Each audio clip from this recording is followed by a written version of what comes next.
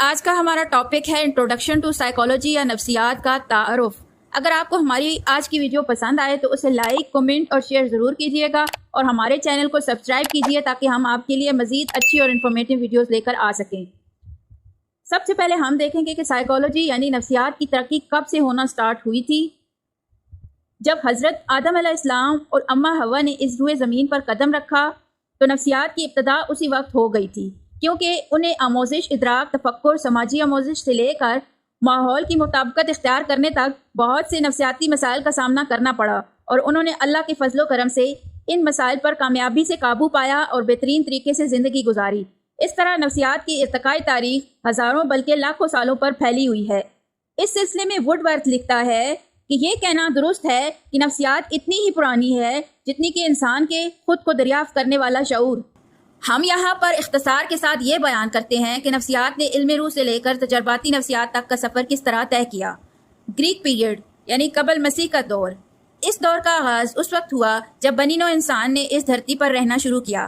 تاہم ہمیں اب تک علم نفسیات کے متعلق جو معلومات حاصل ہو سکی ہیں وہ صرف حضرت عیسیٰ علیہ السلام کی پیدائش سے 1200 سال پہلے تک پھیلی ہوئی ہیں۔ اس دور میں روم، یونان، ایران اور مصر میں بڑے بڑے نامور فلاسفر اور مفکر پیدا ہوئے۔ ان میں تالیش، پیثاغورس، ایمپیڈوکل، بقراط، سقراط، افلاطون اور ارسطو کے نام خاص طور پر قابل ذکر ہیں۔ ان سب میں سے ارسطو نے نفسیات پر سب سے زیادہ کام کیا، اس لیے ڈاکٹر واٹسن نے اسے پہلا سائیکالوجسٹ کا نام دیا۔ ارسطو نے اپنی مشہور کتاب ڈے اینیما میں نفسیات کو روح کا علم یعنی سائنس آف سول کا نام دیا۔ اس کے نزدیک روح ایک مکمل اکائی ہے اور یہ تمام جسم میں چلتی پھرتی رہتی ہے، اور تمام جسمانی افعال اسی کے زیر اثر سرزد ہوتے ہیں۔ لیکن آج کل روح کے معنی وہ نہیں لیے جاتے جو ارسطو نے بیان کیے تھے۔ ارسطو نے عقل، علم، بنیادی محرکات اور عادات، وراثت، نفس اور کئی دیگر موضوعات کے متعلق بھی اپنے نظریات بیان کیے تھے۔ یونانیوں کے بعد ایک عرصہ تک مغربی ملکوں میں علم و ادب اور فکر و فلسفہ پر کوئی کام نہ ہوا۔ مڈل ایجز یا قرون وسطیٰ کا دور، یہ دور یورپ میں 3 صدی عیسوی سے شروع ہو کر 12ویں صدی عیسوی تک پھیلا ہوا ہے۔ اس دور میں ایک طرف تو زندگی کے ہر شعبے پر جاگیرانہ نظام کی چھاپ نظر آتی ہے، اور دوسری طرف سائنس اور فلسفہ کو مذہب کے تابع بنا دیا گیا، اور سائنس اور فلسفہ کی ترقی قریباً رک گئی تھی۔ تاہم اس دور میں فلاطینوس، آگسٹائن، تھامس ایکوینامس نے قابل ذکر کام کیا ہے۔ اسلامک پیریڈ یا اسلامی دور، جب تمام دنیا پر گمراہی کے بادل چھائے ہوئے تھے تو جزیرہ عرب نما کے شہر مکہ میں فخر انسانیت اور رحمت للعالمین جناب محمد مصطفیٰ صلی اللہ علیہ وسلم 571 میں تشریف لائے۔ آپ نے بنی نوع انسان کو رہتی دنیا تک کے لیے ایسا دستور حیات قرآن و حدیث دیا جس میں دین و دنیا کے تمام مسائل کا حقیقی حل موجود ہے۔ آپ نے واضح الفاظ میں فرمایا، اللہ نے جس قدر مرض پیدا کیے ہیں ان تمام کے لیے شفا بھی پیدا کی ہے۔ سورہ شعراء آیت نمبر 82 میں ارشاد ربانی ہے، اے نبی کہہ تو ایمان والوں کو کہ اس کتاب میں ان کے لیے ہدایت اور شفا ہے۔ اور ایک اور جگہ ارشاد فرمایا، اے افراد نسل انسانی، یقیناً یہ قرآن تمہارے پروردگار کی طرف سے ہدایت ہے جو تمہارے پاس آ گئی ہے، اور ان تمام بیماریوں کے لیے جو انسان کے دل کی بیماریاں ہیں نسخہ شفا ہے، اور رہنمائی اور رحمت ہے ایمان رکھنے والوں کے لیے۔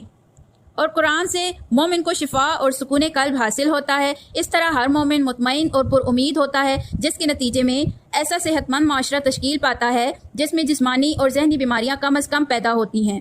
اور حقیقت تو یہ ہے کہ قرآن و حدیث کا ایک ایک جملہ حکمت اور دانائی سے لبریز ہے اور رہتی دنیا تک تمام جہانوں کے لیے رہنمائی ہے۔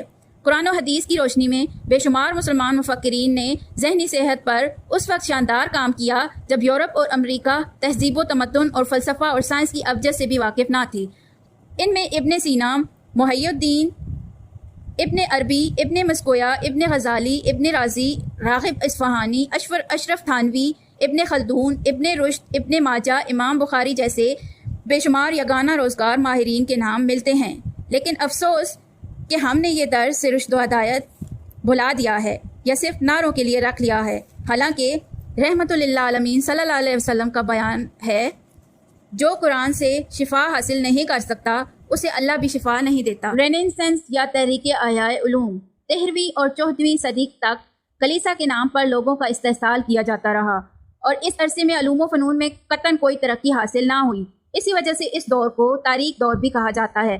اس صورتحال کی وضاحت فرانسس بیکن نے اس واقعے سے کی ہے ایک دفعہ ماہرین میں جھگڑا اٹھ کھڑا ہوا کہ گھوڑے کے منہ میں کتنے دانت ہوتے ہیں۔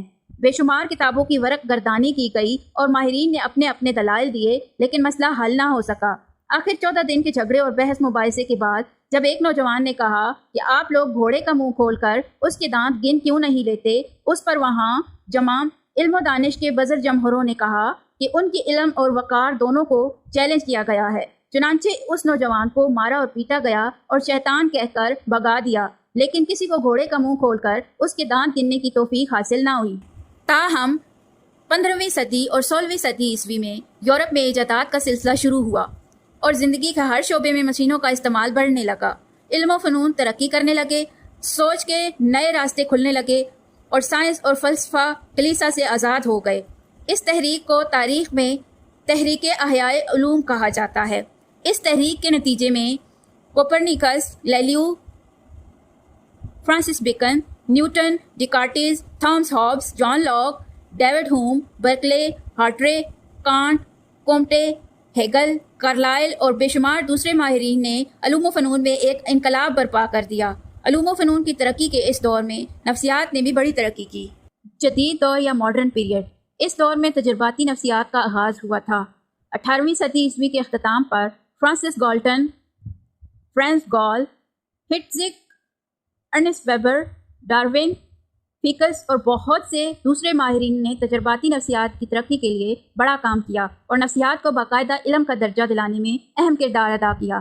تاہم ولہم وونٹ نے 1889 میں جرمنی کے شہر لیپزگ میں نفسیات کی پہلی لیبارٹری قائم کی۔ اس یونیورسٹی میں یورپ اور امریکہ سے لوگ آ کر نفسیات کی تعلیم حاصل کرنے لگے۔ اس طرح سے جدید دور میں نفسیات کا باقاعدہ آغاز ہو گیا۔ اس کے بعد نفسیات کے علم میں بہت زیادہ کام ہوا اور ماہرین نے اپنے آپ کو مختلف مکاتیب فکر سے وابستہ کر لیا۔ امریکی ڈیوٹی، behaviourism, German construction, attendance, psychoanalysis وغیرہ۔ اب نفسیات کا دائرہ بہت وسیع ہو چکا ہے، یہاں تک کہ امریکہ کے ماہرین نفسیات کی تنظیم دی ڈویژن آف امریکن سائیکولوجیکل ایسوسی ایشن نے اس کی 40 سے زائد شاخوں کو تسلیم کر لیا ہے۔ اس کی وسعت سے اب نفسیات کے مختلف مکاتیب فکر کو اہمیت نہیں دی جاتی۔ آج کا ہمارا ٹاپک بس یہیں تک تھا۔ اگلی ویڈیوز میں ہم 1 بائی 1 سارے ایراز کو اسٹڈی کریں گے کہ کس دور میں نفسیات کو کس چیز کی سائنس مانا جاتا تھا۔